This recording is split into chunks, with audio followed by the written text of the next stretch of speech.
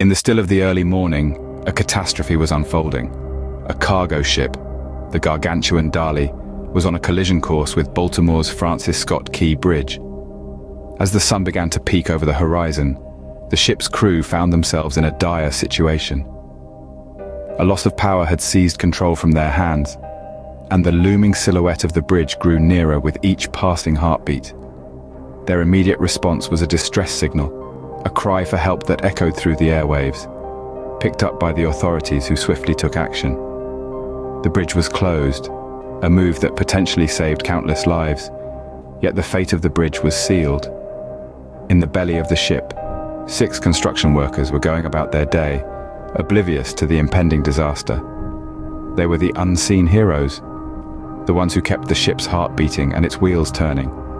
They were the backbone of our everyday lives, ensuring that our homes were warm, our cars were running, and our ice cream was cold. The bridge, a lifeline for Baltimore, was more than a structure of steel and concrete. It was the pulse of the city, a vital artery for businesses and industries. Its collapse sent shockwaves through the economy, affecting everything from car manufacturers to coal miners, from ice cream vendors to gypsum producers. And then, in an instant, the unthinkable happened.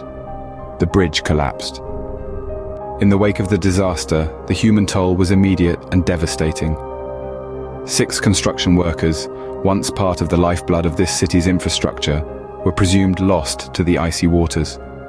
Rescue teams worked tirelessly, their efforts a beacon of hope amidst the debris and despair.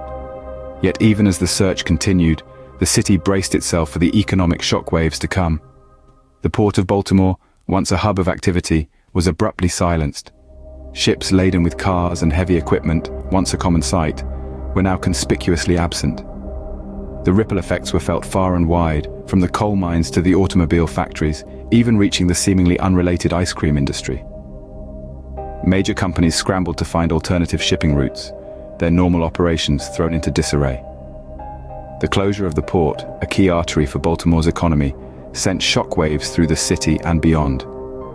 From automobiles to coal, key industries found themselves grappling with the sudden disruption.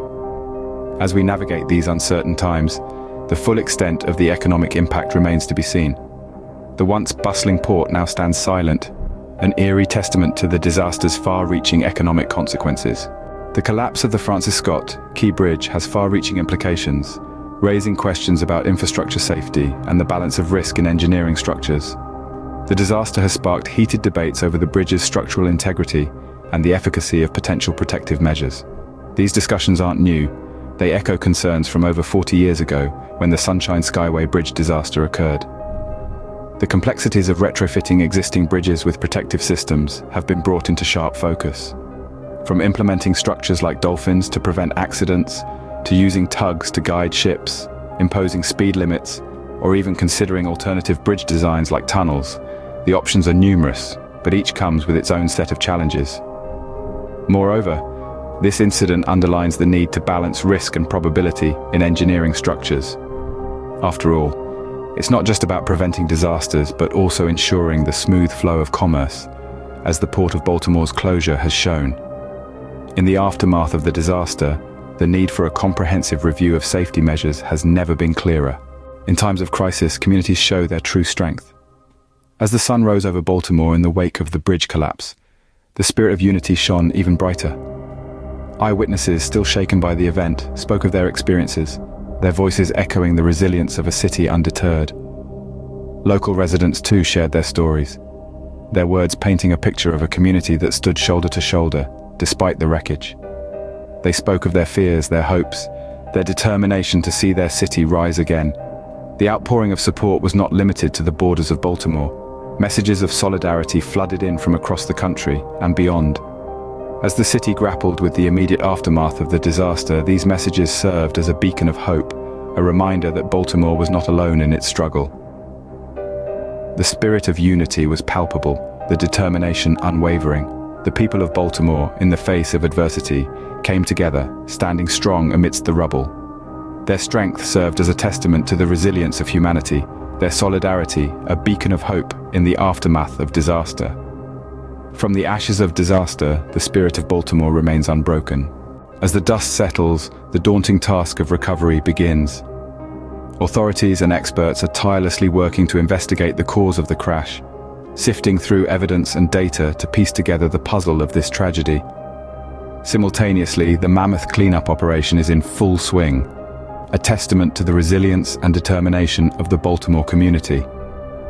This incident serves as a stark reminder of the importance of infrastructure safety. It underscores the vital role that bridges, like the Francis Scott Key Bridge, play in our daily lives and our economy. The collapse has raised serious questions, sparked spirited discussions, and most importantly, highlighted the need for vigilant maintenance, inspection, and perhaps even innovative redesign of our aging infrastructure. As we reflect on this disaster, we realize the profound impact such events can have on our lives and communities. It's a wake-up call for us all to take an active role in ensuring the safety and integrity of the structures that connect us.